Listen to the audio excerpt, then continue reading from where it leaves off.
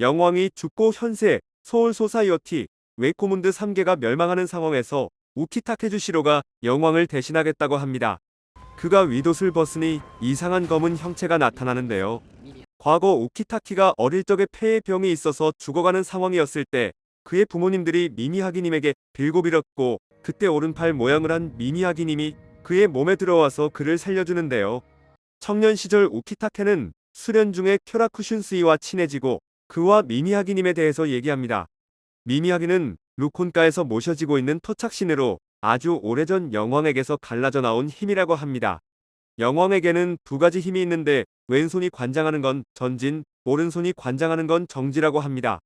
그래서 우키타케는 미미하기의 오른손에 의해서 병의 진행이 정지된 것이었습니다. 다시 현재로 돌아와서 3개가 붕괴되고 있는 상황에서 우키타케는 미미하기님의 힘을 불러냅니다. 그의 내장에 묻혀있는 영왕의 힘을 끌어내고 자신의 병을 다시 진행시키게 되는 것인데요. 이렇게 되면 영왕의 힘을 쓸 수 있지만 우키타케는 병이 진행되어 죽을 수밖에 없게 됩니다. 우키타케의 희생으로 결국 영왕의 힘을 이끌어냅니다. 영왕이 죽은 상태에서 이치고와 유하바하는 아직도 싸우고 있는데요. 우라히메가 영왕을 치유하려고 했지만 인간의 힘 따위로는 영왕을 치료조차 할 수가 없었습니다. 점점 영왕의 힘은 사라지고 있고 유하바하는 어떠한 수를 쓰더라도 영왕을 다시 살릴 수는 없다고 말합니다.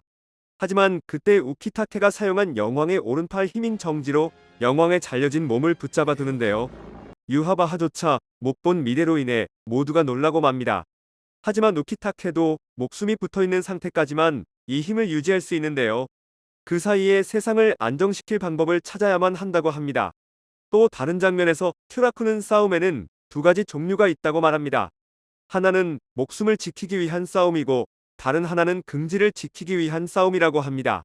우키타케는 긍지를 지키기 위한 싸움을 하는 것이고 큐라쿠는 목숨을 지키기 위한 싸움을 한다고 말하는 듯합니다.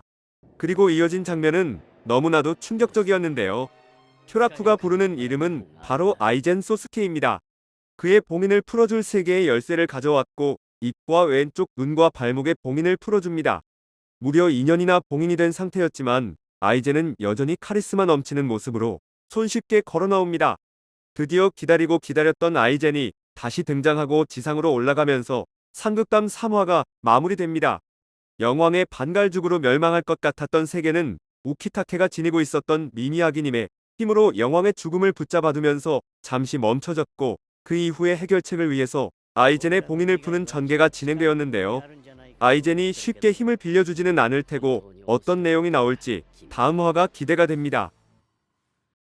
이번 민트스컹크의 리뷰 영상은 여기까지입니다. 시청해주신 분들 감사합니다.